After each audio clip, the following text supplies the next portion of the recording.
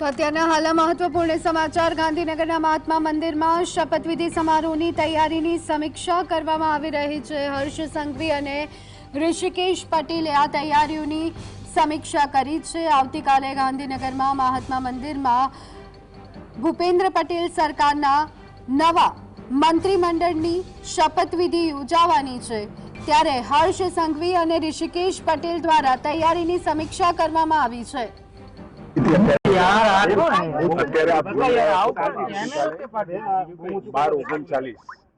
વિજય મુહૂર્તની અંદર નવા મંત્રીમંડળની શપથવિધિને થવાનું છે।